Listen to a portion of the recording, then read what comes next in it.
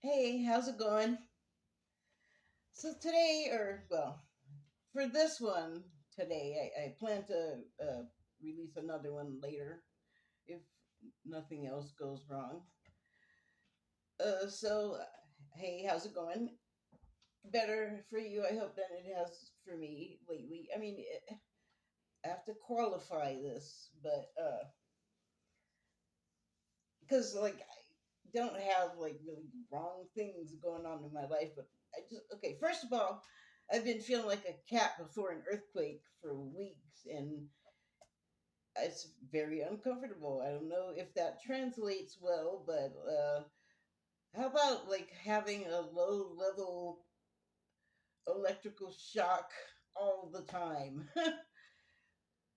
Just uncomfortable. It makes you sort of anxious or jumpy. Just a cat on a hot tin roof. Maybe that's a better way to describe it. So yeah, that's been going on, and that's external, and that's just drifting in. I guess I'm soaking in it. And but then the other thing was, okay, so I had these bracelets that I like to wear, and they had these. Uh, they were strung on this really thin elastic, and so a couple of them have gotten just like the kitten has got one, and one just like turned into fuzz and disintegrated and broke, but I didn't realize it was happening. And so I had a couple of strands of bracelets that I wanted to restring.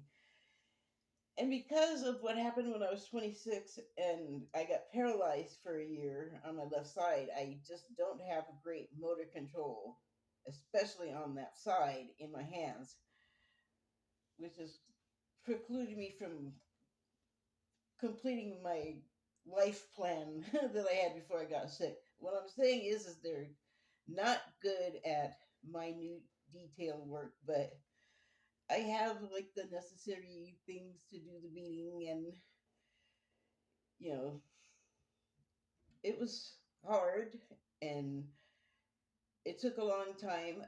I actually had to restring it 8 times, and after that, I just snapped. I couldn't do it anymore. But along with that, those things, that have like a personal sort of interaction thing that it became so complicated. And all I ever really wanted was one thing. That's kind of all I.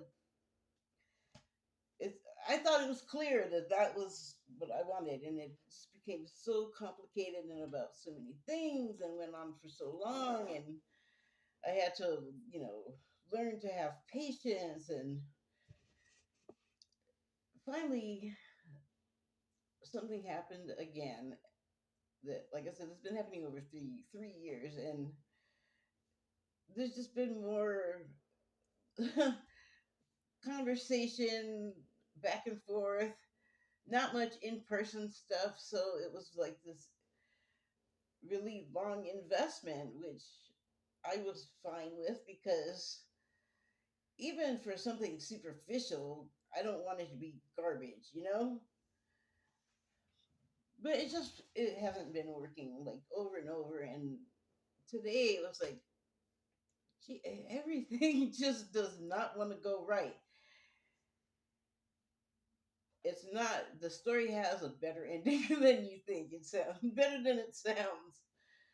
So I just like, I had to say that's it, no more. And I just wrote a WordPress I published yesterday, and it was, or maybe the day before, but it was something I can't even remember the title.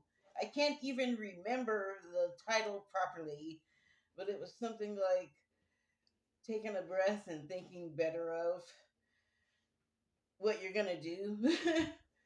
So I did it many times. I mean, I explained about my hands, right? Like, they are like physically impaired pretty bad because it really was a simple task, and it was very difficult. I had to redo it 8 times. So the breathing, I do the breathing a lot. I used to find myself holding my breath. I don't know why I was doing that. So now I have cotton mouth and nothing to drink. Give me a second here. Oh, great. I got to drink some unfiltered tap water. Yay.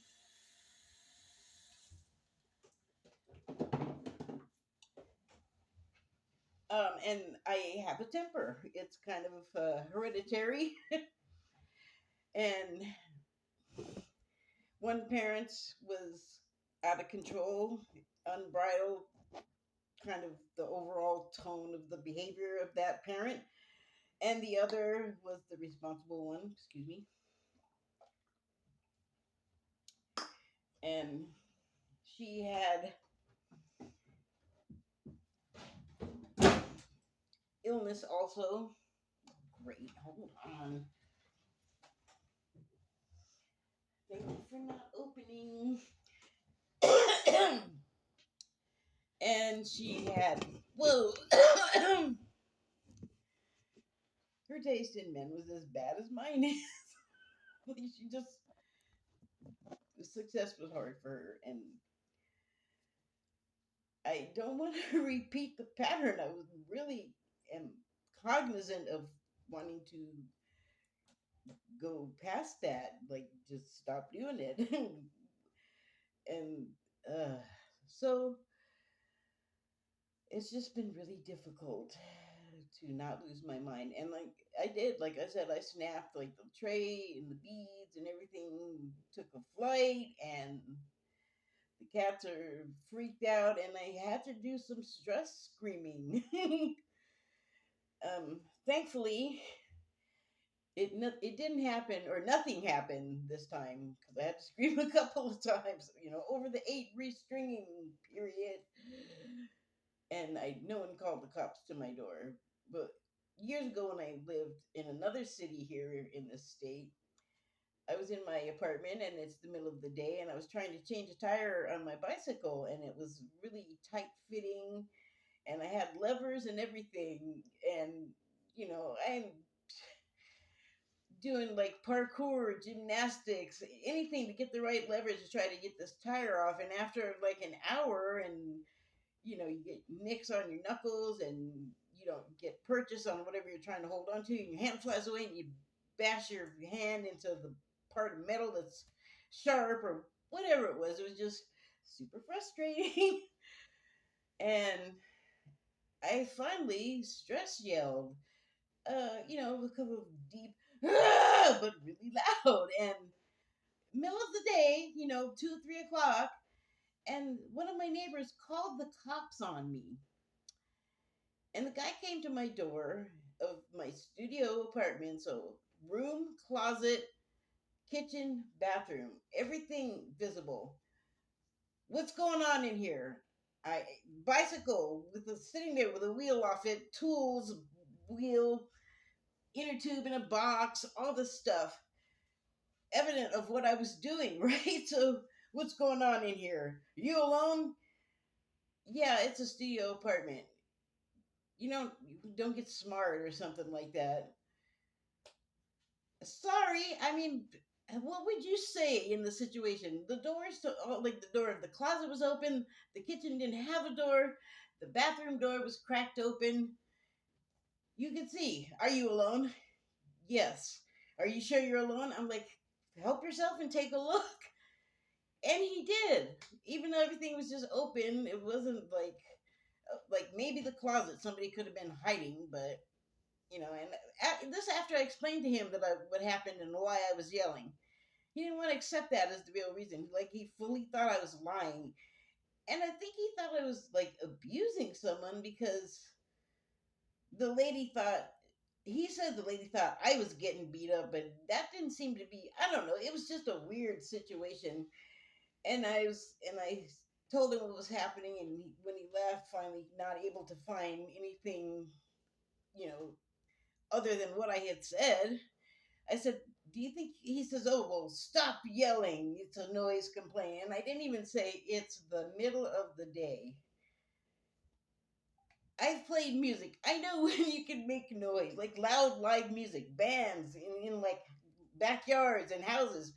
I know when you can make noise. 2 o'clock in the afternoon, I can yell, and then I can explain to him what happened, which was nothing, and then he can just go away and maybe tell the lady to butt out and mind her own business, or maybe come up and knock first, and like whatever. I don't know, butt out. Yeah, that one. So this time, no cops, which is good. And I've been deep breathing and meditating. I'm about to take a salt and aromatics bath just because, like, ah, I've been grounding, exercising. I mean, I know generally what's going on. There's a lot of stuff going on in the world. Like, I'm not, experiencing each individual death of people that I hear unjustly or horribly, or like, it's just hard when somebody dies and you know about it, or if you know them. But other countries, like the one everyone's focused on right now, the two that are fighting, and there's enough people talking about that. I don't need to say more, but I do need to mention that I know in general that there are other wars or conflicts or occupations or invasions, whatever's going on, that we are not hearing as much about. And considering how many people that are in the service, I don't hear them talking about what they're doing, and I don't know, that doesn't really matter, like whether they know or not. What does matter is, like, we don't know unless you go looking and to see what we're up to. So with the stuff we know about happening, like the people dying, like those are all emotional hits, whether we're conscious of the person or the event or not. Like, we don't have to know there's like a war going on. There's lots of other stuff that happens where people are dying, and that affects us too, but we're not really aware of it. It's a lot. And one thing we all can instinctively do is in some way compartmentalize, like shut down some part of yourself, disassociate, self medicate, like whatever it is. uh, those are contributing factors to everybody's overall, like, whatever you happen to be feeling. And so then there's the ones that are right there in your face, and it's hard to listen to and look at. So I mean, I probably am doing it more than I need to, and I'm not really doing it that much, but like it's what everyone is talking about. But on like the news, the MSM, it's the numbers, like this many people on which side died, and how, this many civilians, and it's like that hits you. It's it takes an emotional hit on you. And I'm talking about this because I know we're all having a hard time. I'm having a hard time, like I'm saying. And I'm just trying to illustrate or demonstrate that you, I guess, have to feel this on some level. Like, you can't just stuff it down because it's a lot. And then you have like your own life stuff going on that's stressful, which brings me to the good thing that I had to mention. After so long of saving to be able to do this, and then having to, God, it was like restringing the beads. Like, prices are going up on, like, no, not like everything, just plain everything. And I'm trying to save to get my kitten his shots and neutered. And the price of that's just going up and up and up because the place I normally go to is not taking, uh, like, they weren't answering. Somebody answered one day, and then I called back to follow up on what I called about the first time, and it was just an answering machine. I kept leaving a message. They just weren't answering. I've been a patron for years, so I don't know what's up with that, but they were close by, and apparently I can't use them anymore. So I had to locate another one that wasn't close by. But either way, there's a problem. I don't have a car. I have a caregiver that takes me on my errands that works from for the state. Like I don't pay her, the state does. And she has certain rules, and part of them are OSHA that she has to follow. And OSHA says that she can't drive me and my pet in his kennel to his doctor appointment. That's a problem because buses don't go there. And I'm in a wheelchair, and there's not always even a sidewalk sometimes where I would need to go, or just, there's a sidewalk on my block, but you can go around it and there's not. So it's a crapshoot. But I need a ride, is the point. And so that was an issue. And it was just stressful. It was like I needed like a few $100s, which is hard to scrape up. And then, like I said, everything's price going up, no car, like everything I just listed. And luckily, my very thoughtful worker at the state place where the caregiver comes from, they have titles, the organizations have names. I'm just going to keep it simple minded. And she says, she notifies me and my caregiver that, oh, she can't take you because of the OSHA thing. And I'm like, I'm kind of just stumped because this woman knows these things. And it was, I was like, oh no, not more on my stress wagon. But it turned out to be a completely other thing. She says, well, let me see if I can get the mobile vet to come to you. And I was like, the who, what now? Really? And it took a little while. Um, it's an unusual situation. Apparently, this person has offices here and somewhere in Texas. And she like works by whatever by employee. But yeah, yesterday she came and picked up the kitten in the morning and then brought him back in the evening. And he was a good boy and he was a good patient and he's healthy, and he was abandoned or whatever because he wasn't chipped, which she scanned for. And he's recovering just fine, except for now he's scared to death because I flipped out and threw my beadwork all over the place. And yes, I'm gonna go around and I'm gonna just be so good at picking up little tiny beads. Let me tell you, let that to do it. Like this will be the nighttime. Woohoo! So yeah, there was something good in there to be happy about, and I had some work to do on my temper still. But it's possible to not lose your mind during this very stressful time for all those reasons, and I'm sure everyone has their own personal blend. And that is all I wanted to share with you. Thank you and good night.